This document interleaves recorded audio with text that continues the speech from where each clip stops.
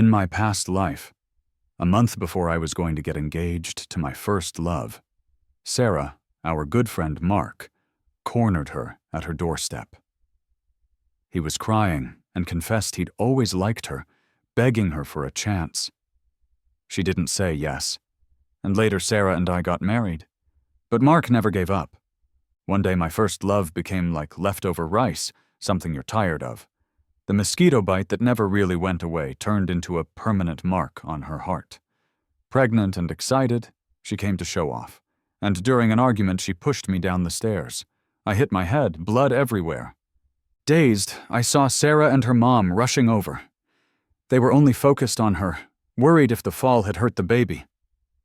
The next thing I know, I opened my eyes and I was back in high school, staring at a boy and a girl in front of me. This time, everything is going to be different. I found myself in the classroom, wearing my high school summer uniform. The sound of cicadas chirping and cheers from outside mixed together in my ears. I sat up straight, confused, looking around. The last thing I remembered was holding a draft of our divorce papers from the lawyer's office, coming home to find Sarah, pregnant, waiting at the door. She boasted, "I'm pregnant. Alex says I should divorce you." I stayed silent, stepping past her, unlocking the door. Perhaps my indifferent attitude didn't match her victory, and she got emotional, grabbing onto me. In the struggle, she suddenly shoved me, and I stumbled down the stairs. My head hit the ground. The warm blood and sharp pain were my last sensations, along with hurried footsteps. A bottle of water was placed on my desk. "Did you get heat stroke? You barely lasted halfway through, Jim. What happened?" I looked up at a familiar, slightly worried face. It was Sarah, a much younger Sarah. My first love, my wife, Sarah.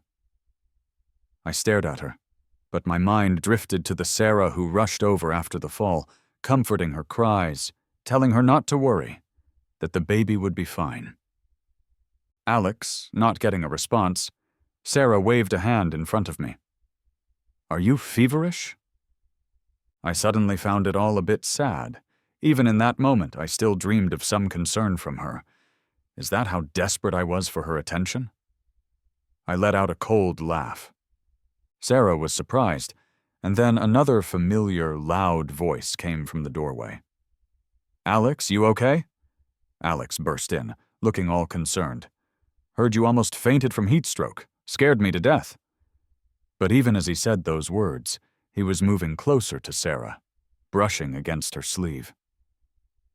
How did I never notice before? I murmured, "What?" Both of them seemed puzzled. "What a fool I've been." I shook my head with a smile. I treated Alex like a close friend, sharing secrets about me and Sarah, inviting him into our study group, tutoring him until he climbed from the bottom of the class to the top 100. Even after we started dating, because he'd always say he missed us, I'd bring him along during outings. I tried to set him up with great girls, but he'd always say they weren't right for him. How did I not see it sooner? Before he even became my friend, he liked Sarah. Right before our engagement, he stood in the rain, blocking her at our doorstep, begging for a fair chance, claiming not to want to ruin our friendship, yet saying he couldn't help but love her. Back then, she didn't choose him. She got engaged, then married me. But 5 years after marriage, Alex worked his way into our marriage as the third wheel. Once the pretending was over, he had no shame. He'd wait for her at her workplace, fix her lunch, buy her clothes, always caring. He claimed he'd prove with actions he loved Sarah more than I did. Sarah hated his behavior. She blocked him, refused to see him, returned all his gifts.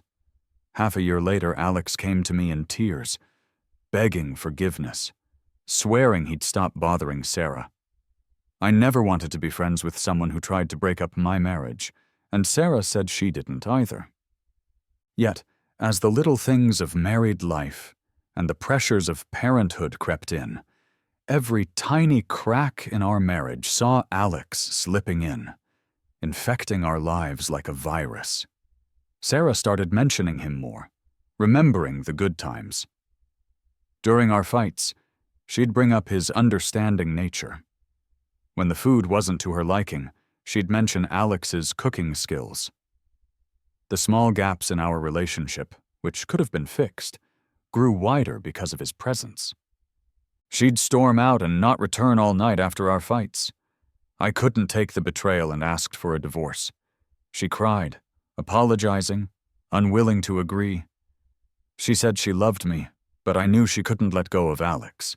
She was hooked on his obedience, his compromises, the gentle way he spoiled her. So I went to a lawyer on my own, drafting up divorce papers. I planned for life after divorce, ready to move to another city and start fresh. But in the end, it was Sarah who pushed me, and I was forced to witness that awful scene.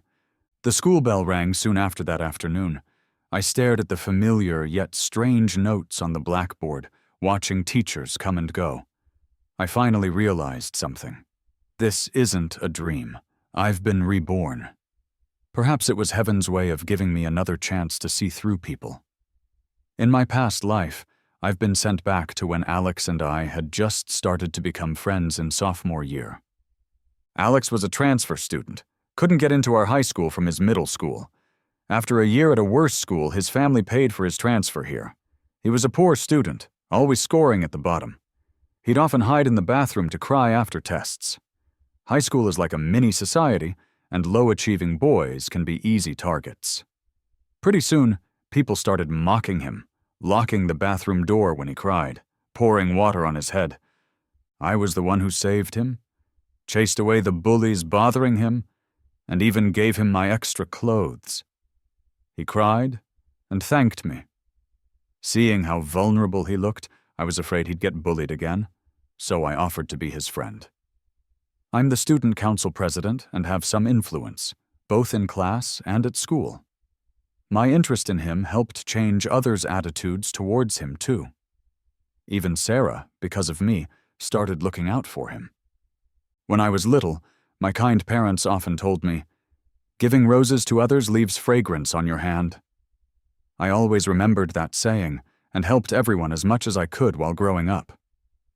Later, Alex timidly admitted he wanted to improve his grades, so I included him in the study group with Sarah and me. We helped him get into a local university. But Sarah didn't do well in her college entrance exams. Wanting to stay with her, I got caught up in my feelings, giving up my dream school to enroll in a local university instead. In my senior year, there was an opportunity for studying abroad. But once again, for Sarah, I stayed, thinking back.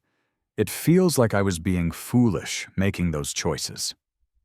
Thankfully this time, everything's just starting, and there's still time.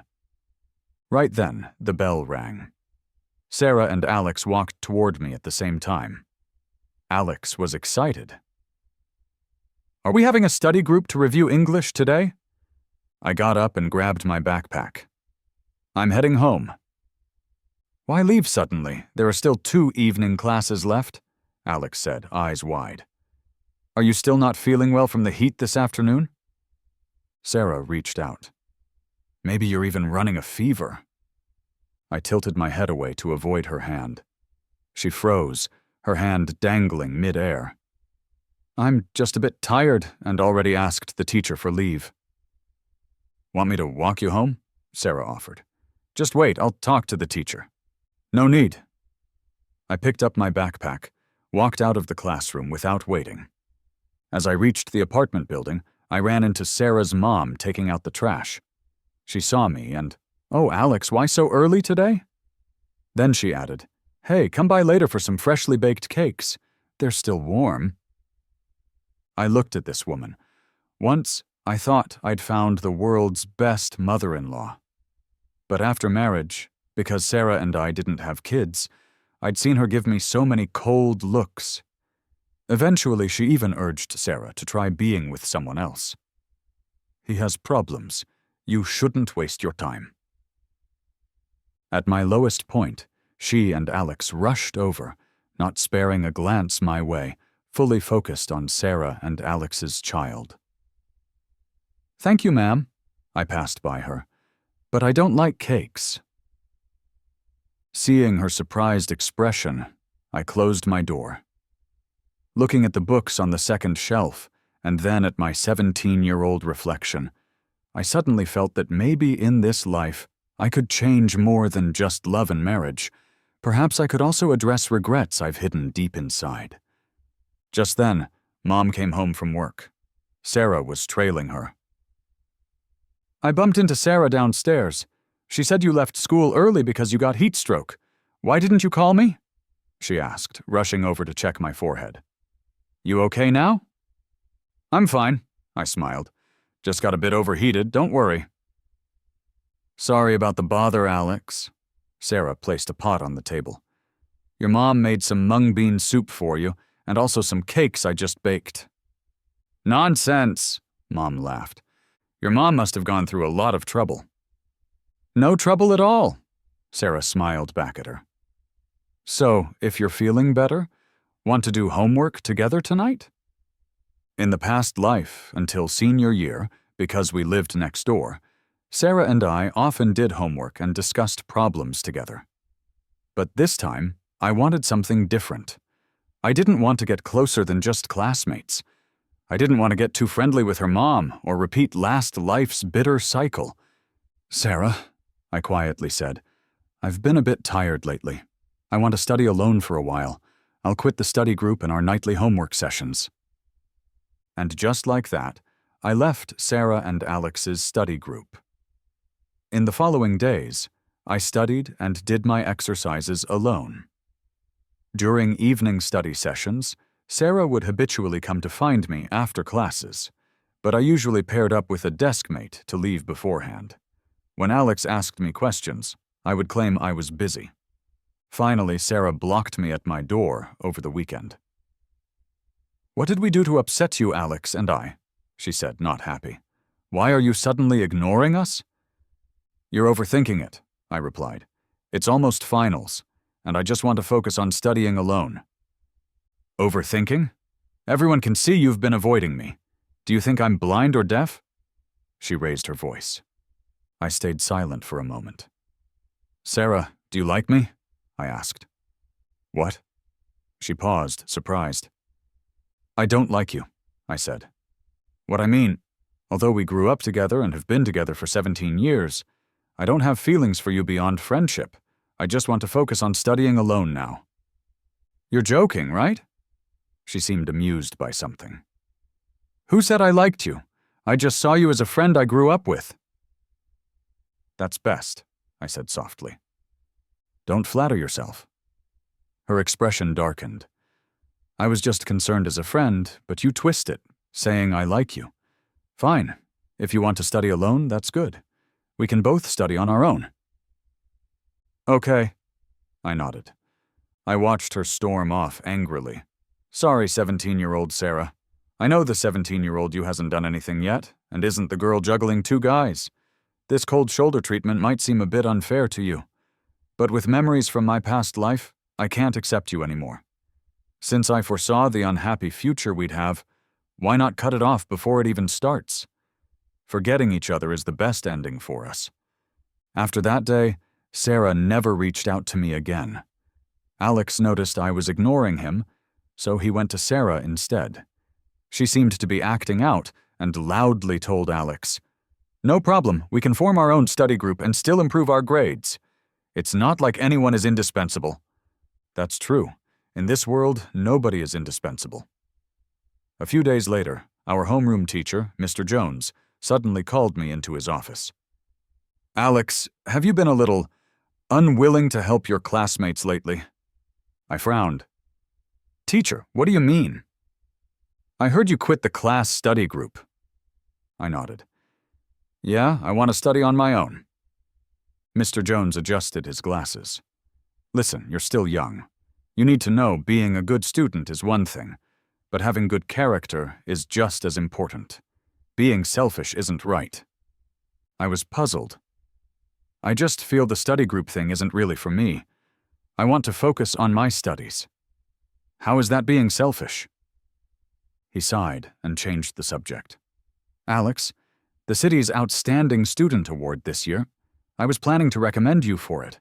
You know it's not just about good grades, right? It's also about good character. Mr. Jones, I interrupted. First, last year's Outstanding Student Award was a class vote, followed by a school vote. It was fair and open. I don't mind doing it the same way this year. Second, I just quit the study group with Sarah and Alex. My desk mates and classmates often ask for my help, and I'm always happy to assist. I don't think there's anything wrong with my morals. If I were really 17, I might have felt I hadn't done well enough after a little pressure from a teacher. But inside, I'm 27, with lots of life experience. This kind of talk is just child's play to me. Mr. Jones couldn't win the argument, so he just sent me back to class. But during the class meeting that afternoon, he suddenly announced a seating change. Our class study groups were effective this month. Many students improved their grades. With finals coming up, we'll implement a new partner study system. The outstanding student selection will focus more on moral education. Your desk partner's progress will be a key criterion. He called out names for new seating arrangements, pairing Alex as my desk partner. Then Alex said, hugging his books, he seemed to be trying to consider my feelings. Don't worry, I'll work hard to improve my grades so you can still be the outstanding student. I suddenly found the whole thing amusing. There was our homeroom teacher, gesturing excitedly on stage. That new watch on his wrist stood out. Alex's family was into luxury watches. It dawned on me. In my previous life, the teacher didn't intervene because I'd been helping Alex so much. His grades drastically improved under my guidance. By senior year, he was in the top 100 of the class. His basics were weak. Probably only the past version of me would have such patience. Other students couldn't be bothered to spend their time helping him, not even Sarah. When we studied together, she mostly discussed problems with me and rarely helped Alex. When I first left the study group, Alex, though he tried to hide it, seemed pleased. But soon he realized Sarah didn't have much patience with him, and I, the best and free helper, suddenly stopped helping. Though he didn't know why, he panicked. He got into the school and class through connections, and persuading Mr. Jones with a luxury watch wasn't hard at all. They wanted to use the outstanding student title to bind me, making me continue tutoring for free. What a nice try. After class, I went to find Mr. Jones in the office. I don't want to sit next to Alex. Please change my seat. Mr. Jones immediately got angry. Alex, what's your problem? Earlier, you were all about helping desk mates, and now you want to change seats? He won't cooperate in study groups, and now this with the seating. See if anyone has as many exceptions as you. Do you love everyone in the world? Asked what? He was stunned. People have those they like and dislike. I can help my desk mate, but I don't like Alex, so I don't want to help him. Are you really choosing who to help? The seating arrangement is based on scores and linked to the outstanding student selection. If you change, is that fair to others? You're only thinking of yourself. I let out a cold laugh. Outstanding student, I withdraw from the selection. What? I said. I withdraw from the outstanding student selection. Don't worry about giving me a new desk mate. I'll sit by myself. Antisocial, selfish. He was shaking with anger. I'm doing this for your good. If you don't fix your moral shortcomings now, you'll suffer later in society. I'm teaching you how to be a decent person. Thanks for your concern, but I know how to live my life. Rule No. 1. Don't let yourself suffer because of others' opinions. That's just an excuse for your selfishness. You're the student council president. Shouldn't you set an example and have a sense of community? If Alex's grades improve, our class could be awarded excellent class. That's our class honor. Don't you owe it to your classmates who voted for you? Teacher, I replied with a smile. Compulsory education only goes up to 9th grade, right? In high school, I pay tuition. I'm here to learn, not to work. Whether or not the failing students improve, or whether our class gets an excellent class award, that's not my responsibility. It's yours. Whether I'm doing my job as student council president well can be judged by the teachers in the student affairs office. If you want me to take on more work, you should first talk to my parents about how much you're going to pay me. If the pay's good enough, I wouldn't mind." "So young and already all about the money." He pointed at me, frustrated. "Don't think just because you're doing well in school that you're something special. Boys often lose their motivation in senior year, and grades frequently drop." "Teacher, what you said isn't quite right." A stranger's voice came from the doorway. I turned around to see a girl holding a basketball, lazily leaning against the doorframe. She spun the basketball in her hand. "For the past 5 years, our school's top students have been boys for 3 years, right? As a teacher, making baseless claims isn't proper, is it?" "Olivia, you're from the liberal arts class. What do you care about science class, folks?" Mr. Jones was furious. So this was Olivia, the forever #1 in the liberal arts class, rumored to be the top candidate for the city's top student. "Didn't you just say, Mr. Jones, for a student, moral character is important?" Olivia shrugged and walked in. Moved by the teacher's teachings, I couldn't stand seeing a fellow student bullied, so I spoke up to help. The teacher was at a loss for words, his face turning a deep shade of red. Olivia was known for her sharp tongue and rebellious nature. Even her liberal arts class teacher didn't bother with her much, and Mr. Jones clearly couldn't handle her. So he suddenly clutched his chest, pointing back at me. "I work tirelessly for you all, and you're determined to stress me out." "Mr. Jones, don't worry. I won't be able to stress you for much longer," I said calmly. "I've decided to switch to the liberal arts track in senior year." Both Mr. Jones and Olivia were stunned. Mr. Jones laughed coldly. "Are you trying to make a point? I've never seen someone switch from science to liberal arts in senior year." Olivia looked at me as well. "I'm serious," I said, looking at Mr. Jones. "In a few days, I'll have my parents come in to sign the paperwork." "Ha! You think you're a genius, deciding what you want to study and when?" Mr. Jones mocked. I ignored him and turned to leave the office. As I exited, I could still hear Mr. Jones's sarcastic voice. "If he really switches to the liberal arts, I'll write my name backward." Back in class, I moved my desk and chair to the last row. Alex watched me move and then looked at Sarah, his eyes wet and red, as if I'd bullied him. Most classmates were silently watching, but only Sarah approached me. "What are you doing?" She frowned. "Can't you see?" "Moving my seat." "Did the teacher agree?" I told him. She watched me pack up, taking a deep breath. "Come out with me for a minute." We stepped into the hallway. "Don't take out your frustration on Alex just because we had a fight. It's not cool." I laughed. "Frustration?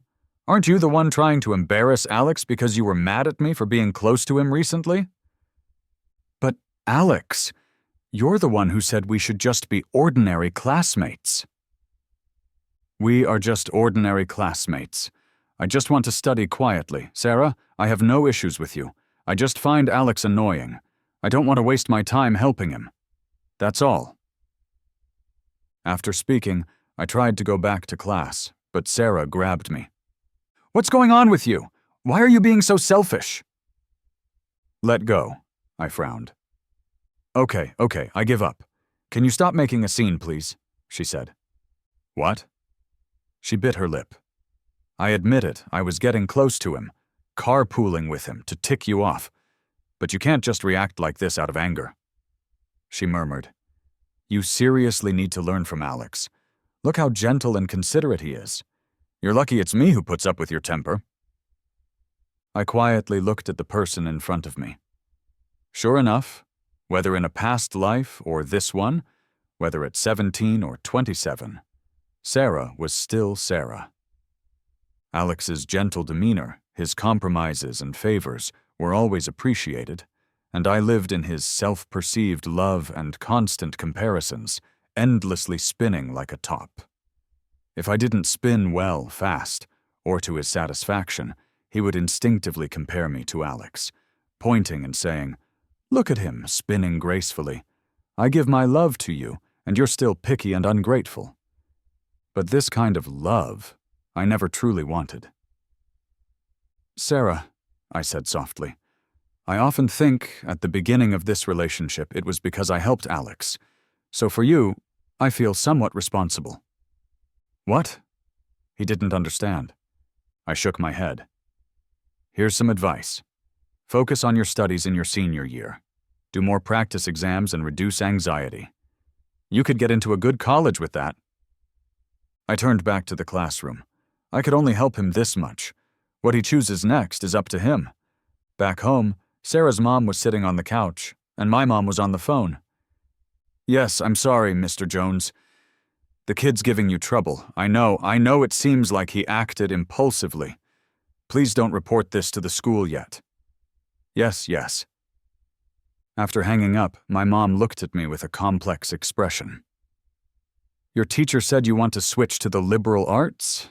I nodded. "Huh? Switch to liberal arts?" Sarah's mom chimed in.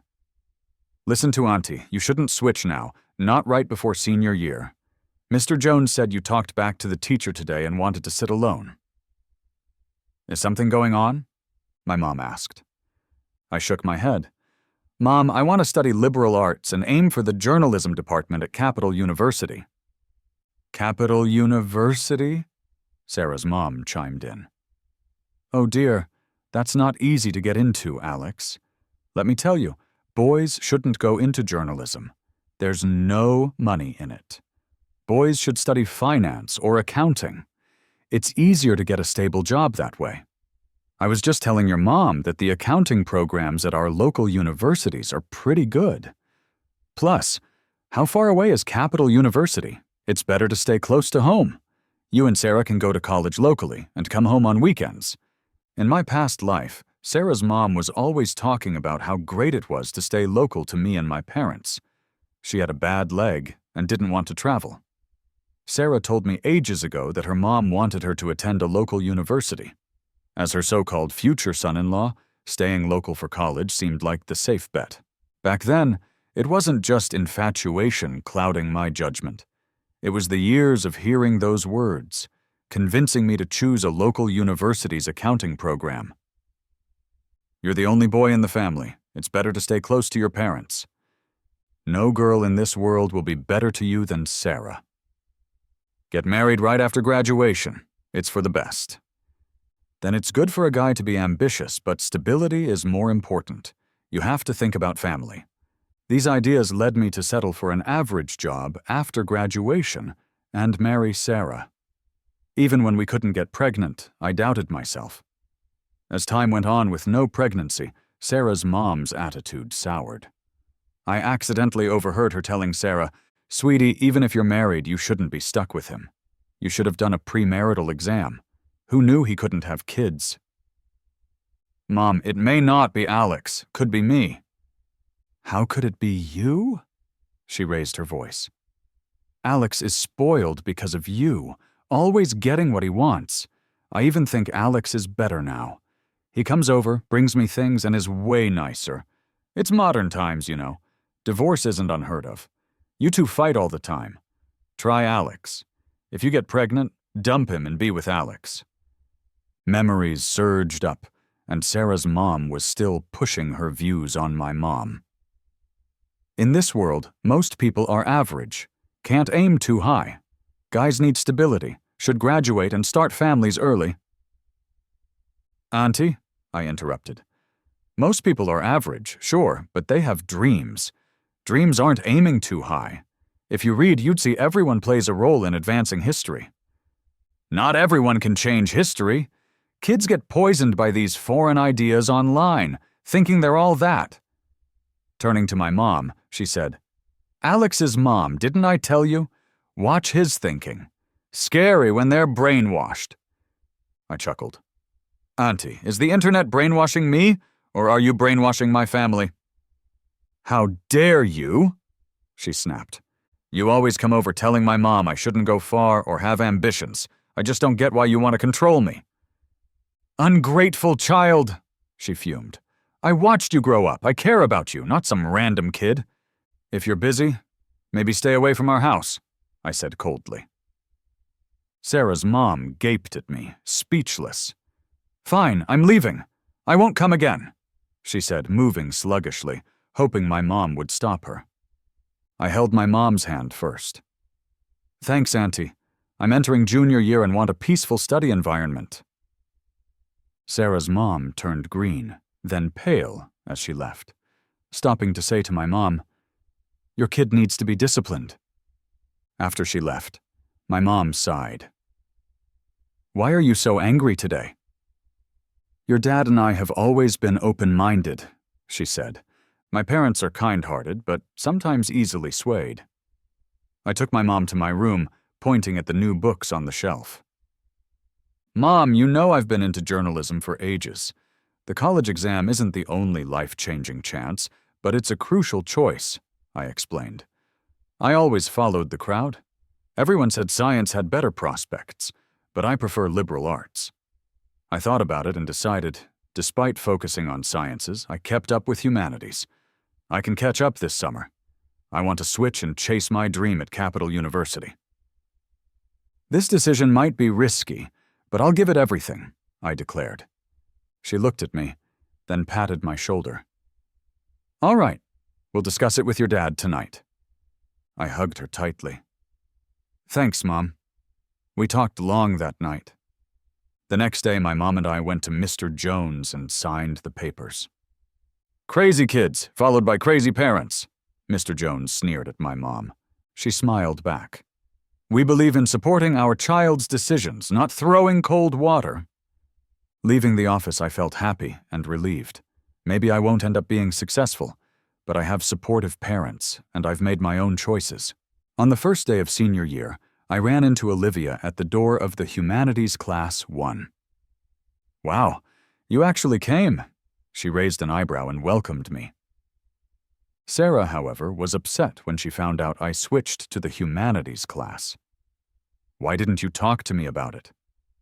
I paused for a moment. Sarah, this is my personal decision. Aside from my parents, there's no need to discuss it with anyone else. Fine, just fine, she scoffed. Then consider this the end of our friendship. Right at the beginning of school, there was a baseline test. Maybe to get us nervous, the questions were quite tough. A week later, the results were in. I ranked 11th in the humanities class. The entire senior year office was buzzing. When our class teacher, Miss Adams, called me to the office, I overheard Mr. Jones shouting inside, "It's impossible for someone who just transferred to rank so high in humanities. His ego is huge. He definitely cheated for appearances. This should be thoroughly investigated." I knocked on the door, and the noise inside came to a halt. Miss Adams saw me and immediately waved me over with a smile. "Alex, you did well in the baseline test. The teachers are curious how you've improved so much in such a short time in humanities." Then Mr. Jones sneered from the side. I paused, got serious, and, "Miss Adams, do some teachers suspect I cheated?" Miss Adams was honest. "Well, coming straight from the science class to rank 11th is impressive. The teachers are indeed curious." I smiled. "Miss Adams, do you know how I spent my summer before junior year? I locked myself up, no entertainment, bought humanities review materials and real high school exam papers, and studied point by point, question by question, from 8 a.m. to midnight daily. Teachers' curiosity, I understand, but baseless cheating accusations I can't accept." "Is it baseless? There's no smoke without fire. Do you have proof you didn't cheat?" Mr. Jones chimed in. "There are invigilators and monitors in the exam room, Mr. Jones. Why don't you ask them or check the footage instead of questioning me?" "Look, Miss Adams, look," Mr. Jones said excitedly. "He's so defiant. He's full of himself because he's a student officer. You must call his parents." But Miss Adams ignored him. "Alex, the teachers believe in you. Keep it up." Mr. Jones's eyes widened in disbelief. "But, Miss Adams, you're young and don't know how cunning students can be. You can't encourage them to cheat just to boost your class scores." Olivia, who was organizing materials, suddenly spoke up. "Mr. Jones, speaking of honesty, didn't you say you'd write Alex backwards if he transferred to humanities class? Are you writing backwards yet?" The other teachers were struggling to hold back laughter, and one couldn't help but chuckle. Miss Adams smiled too. "Maybe. Less of your business, all right?"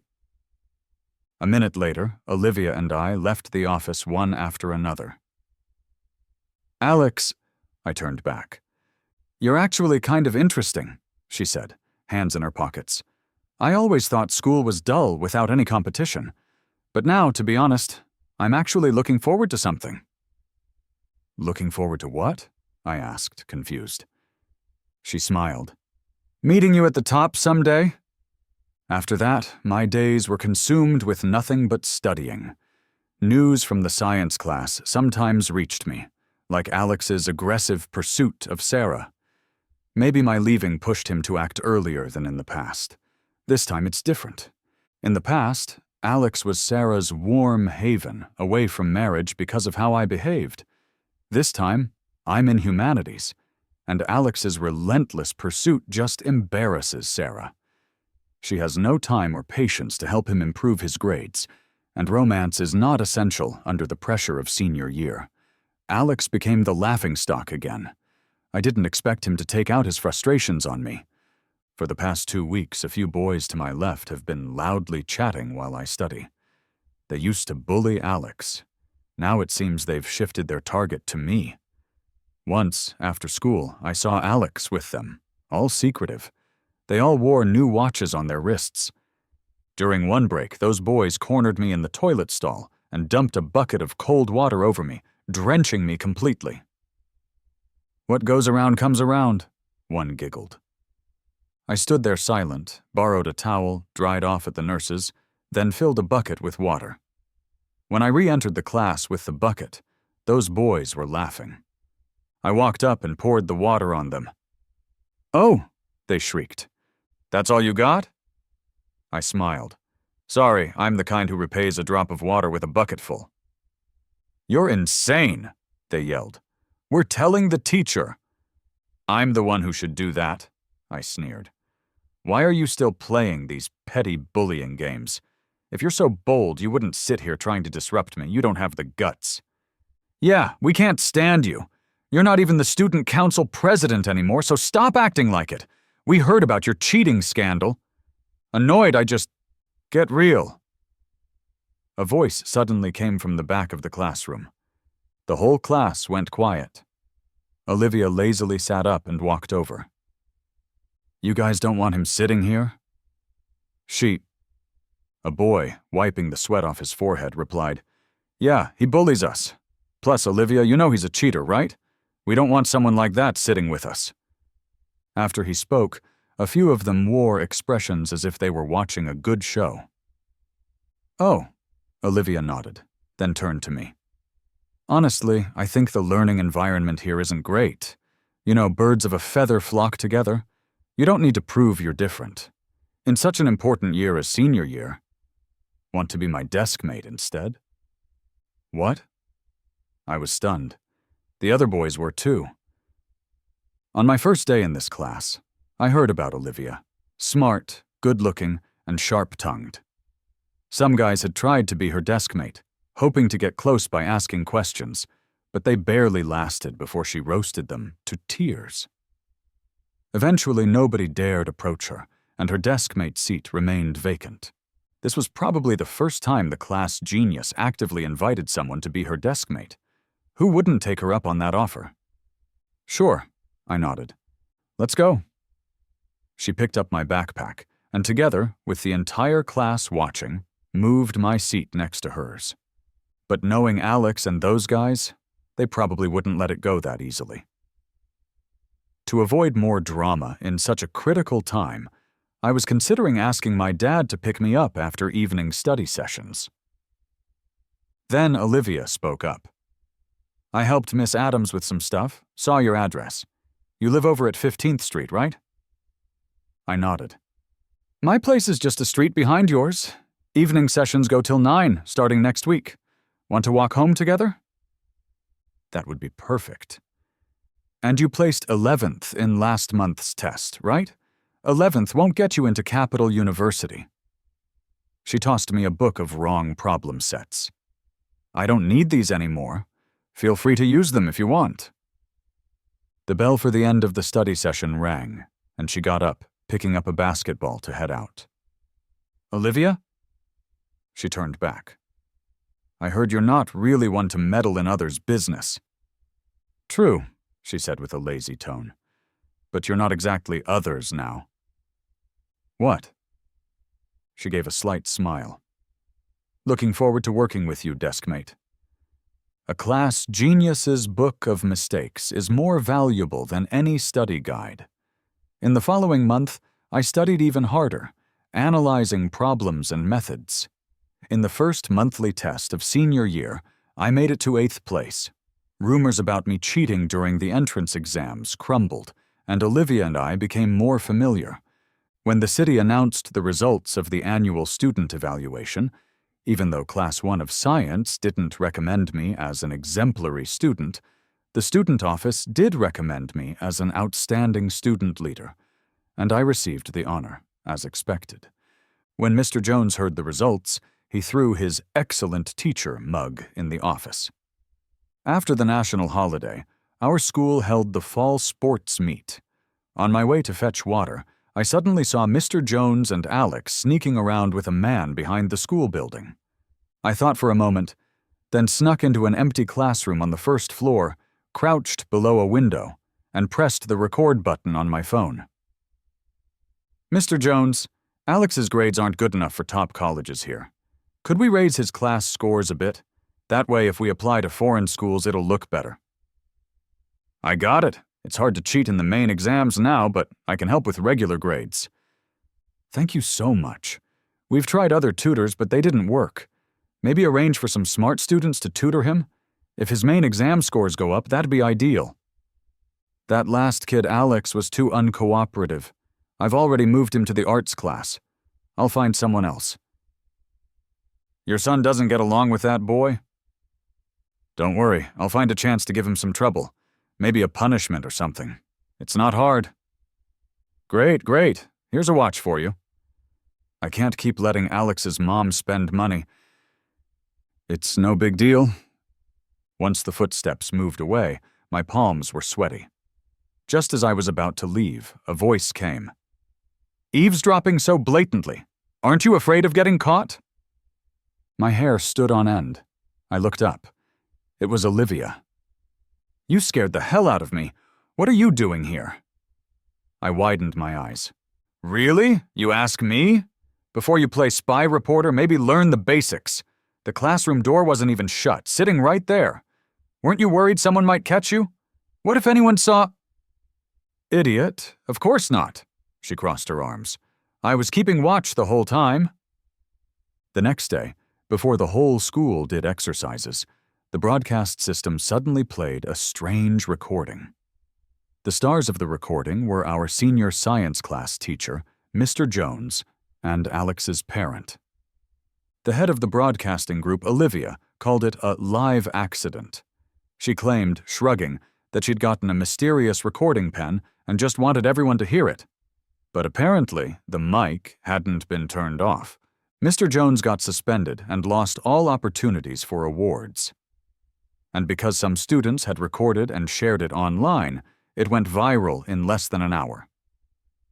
The internet being the internet, users turned into detectives. Former students of his accused him of favoritism, and Alex's family details were laid bare. Isn't this the place selling fake watches? I bought one too, thinking it was secondhand, but it was all fake. With reports from users, law enforcement got involved.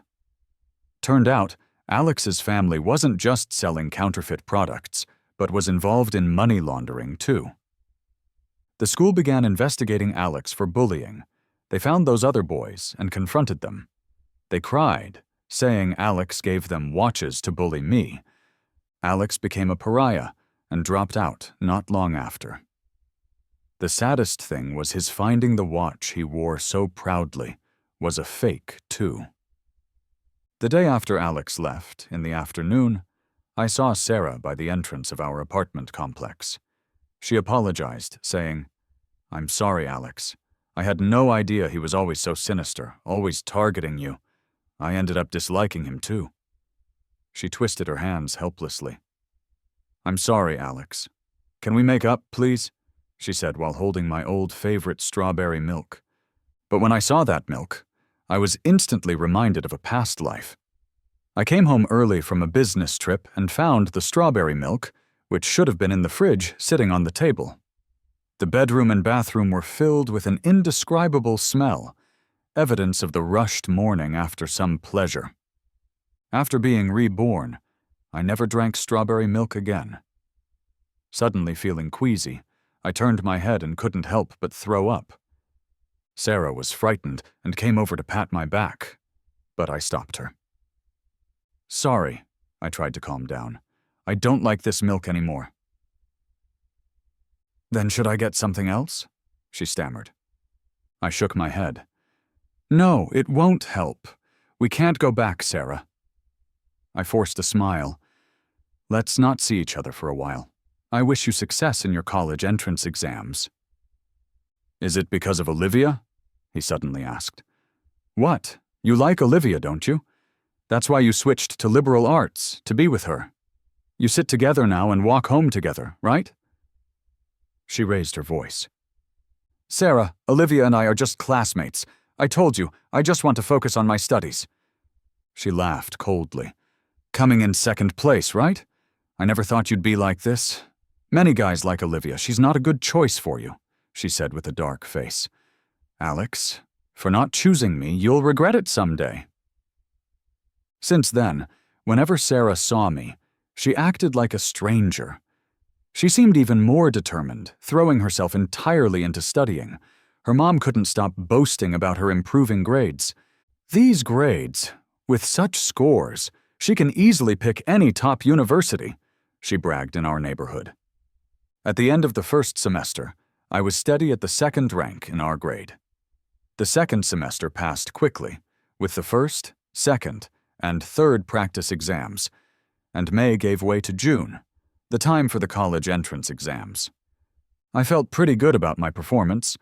Olivia and I compared our answers and had a rough estimate of our scores. We figured both of us would make it to a top university. And when the scores came out, that's exactly what happened. Olivia, unsurprisingly, clinched first place in the city, and I got 8th. We both received offers from several universities, chose journalism at Capital University. Olivia went for history. Sarah also did well, getting into the best local university, much better than in the previous life. But I heard she fell ill after exams, and her mom filled out her applications for her. As fate would have it, both Sarah and my graduation parties were booked at the same hotel on the same day. Sarah and her mom stood at the entrance of the banquet hall opposite us, her mom all smiles, but Sarah seeming low-spirited. "It's not about the school, it's about the major.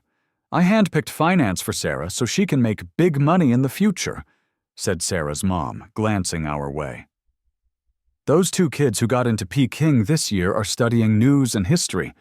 Sure, it's a top school, but they'll struggle to find jobs."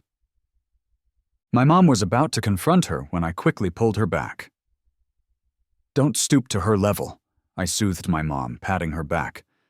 "Peking University is unmatched. I'm telling you, boys will line up to date Sarah," boasted Sarah's mom. "I'm already worrying about how to choose the right son-in-law." Moved by her own speech, she tugged at Sarah. "Didn't I tell you to bring your acceptance letter to show your aunts?" Sarah shook her head, her eyes suddenly locking with mine from across the room, brimming with a mournful look. "Oh, why are you shaking your head?" Sarah's mom grabbed Sarah's bag, spilling everything on the floor. An elderly lady, trying to be helpful, picked up a piece of paper. "Is this the acceptance letter? What's this say? Infertility?" "What?" A few people crowded around, one gasping, "Sarah, you can't have kids? That'll make finding a partner tough." "What nonsense!" Sarah's mom snatched the report. "Sarah, what is this?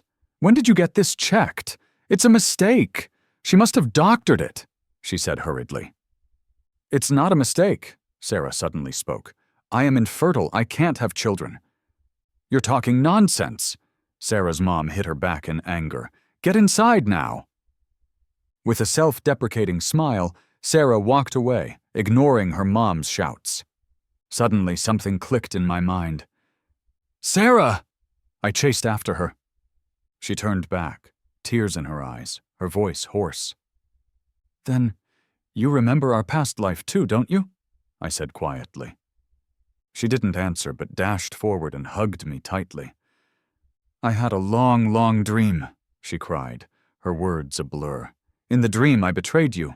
I thought I was pregnant with his child. You fell off the stairs and I didn't rush to save you. Later, I found out the child wasn't mine. We argued, and he stabbed me with scissors." So that was it. In a previous life, Sarah never really went for any checkups, but I actually did. The results showed I had no fertility issues. I hadn't had the chance to tell Sarah before I found out about her affair with Alex. "I'm sorry, Alex. I'm so sorry." "But that was just a dream, right?" she cried. "I would never do that to you. I never would. We still have a chance. Everything has a chance now. Let's make it work this time, okay?" I gently pushed him away. "Sarah, you and I both know that wasn't a simple, fleeting dream. The bleeding was real, the pain was real, and it was all suffering that I truly experienced. If you were still the Sarah who didn't remember anything, maybe we could still get along as classmates or friends. But you remember now, and we can't even be ordinary classmates. I don't want to carry the hatred from a past life into this one. Strangers in it, that's my final boundary. I hope in this life you become a better person. I may seem heartless, but I don't pity him. If everything had gone as it should, she would have happily been with Alex in the last life, right? Never expect to use your own misery, or even your life, to earn anyone's remorse, because belated pity and regret are worthless compared to a life full of unknown excitement and beauty. That night, Sarah's mom cried and caused a scene at home, loud enough for the whole block to hear. At 9 p.m., a small stone suddenly hit my bedroom window. When I looked out, it was Olivia. She stood under the street lamp in a long dress, like a princess from a fairy tale, quickly changed and went downstairs. "Why didn't you just text me? In this day and age, who throws stones to get attention?" I laughed. "I just wanted to see if you'd hear it." She shrugged, and we both laughed. "I'm going traveling with my parents tomorrow, so the next time we'll meet is at Beijing University." I nodded. "Yeah? What's this flower?" Clearing her throat, she said, "This is a lily of the Incas. I happened to see it at the flower shop and thought its meaning suited you, so I bought it. Boys can receive flowers too, you know?" She handed the flower to me. "Congrats on getting into Beijing University," I said, taking it with a smile. "Same to you. Get upstairs. See you at Beijing University." "Yeah, see you there." Watching Olivia's departing figure, I suddenly remembered her words. She said the meaning of the flower suits me, but she didn't say what it actually meant. I looked it up on my phone. The answer quickly popped up. The meanings of the lily of the Incas: friendship, looking forward to reunion, and rebirth. In September, I enrolled in the journalism program at Beijing University. The old professor gave us our first lecture. "If any of you want to make big money, apply to switch majors now. There's still time," he chuckled. "As journalists, never forget one thing: your social responsibility. And there's a lot you need to learn: interviewing, writing, layout design, video production." I was overwhelmed, and Olivia was also incredibly busy. He's still a standout figure at the university and shines so brightly, even among many talented people at Beijing University. In fact, a guy in my class who heard we were high school classmates asked if I could introduce him to her. I happily asked Olivia, but she turned him down right away. "Why don't you want to meet him? He's a really nice guy," I asked. "Just not interested." She didn't even look up. "Lots of guys are curious. What kind of boyfriend are you looking for?" She said without looking up, "Not looking." "Why not?" I was puzzled. "Well, you're not dating anyone either, right?" she said. "That's because I'm so busy." "Same here," she closed her book. "I'm busy too." Olivia didn't date anyone all through senior year. Some guys even started questioning her orientation and subtly asked me if she was into women. I thought about it. Probably not. "Then she must like you," they said. "Honestly, besides you, we haven't seen her close with any other guys." After graduation, I got an offer to pursue a master's in journalism abroad. Olivia stayed for her PhD at our university. On the day I left for Beijing, she came to the airport to see me off. As I was about to leave, a wave of strong emotion hit me. You know what? Being busy with studies? Not having the time for relationships? All just excuses. It was really due to the deep hurt I experienced in a previous life, making me afraid to take that step again. But what if it's this person in front of me? Could I give it a shot? I clenched my hands, suddenly looked up, and, "Olivia, do you like me?" She was stunned. Then she laughed. "Alex, you know why TV shows can go on for 100 episodes? Why? Because they never say things directly. You being so straightforward, what's left for the plot?" "Cut the crap," I was impatient. "Do you or don't you? If not, forget it." "Are you mad?" She laughed and grabbed my hand. "It's just, I feel it's such a pity. I was planning to give you a surprise after you arrived by taking the next flight over." "What?" I was shocked.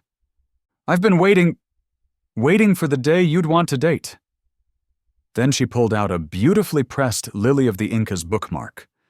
At the same time, I heard that gentle, sweet voice. She said, "I love you." Olivia and I did the long-distance thing for 3 years. After that, I returned home and became a social news reporter. 2 years later, Olivia graduated with her PhD, stayed at the university to teach, and was promoted to associate professor in less than 2 years. I've always stayed true to my roots as a journalist, focusing on every news story with a quest for truth. I've been thriving in this field I love, and have picked up several industry awards along the way. Then there's Olivia, who became quite the sensation as a guest on a history show, winning the title of one of the new big voices in Beijing for her quick wit and eloquence. Back when I switched over to the humanities class, she told me she looked forward to seeing us both at the top. Years later, we both stood at the peaks in our respective fields and kept reaching, exploring new heights. Just a year after that, we got married. Another year flew by, and it was college entrance exam season. Our high school invited both of us back to give a talk.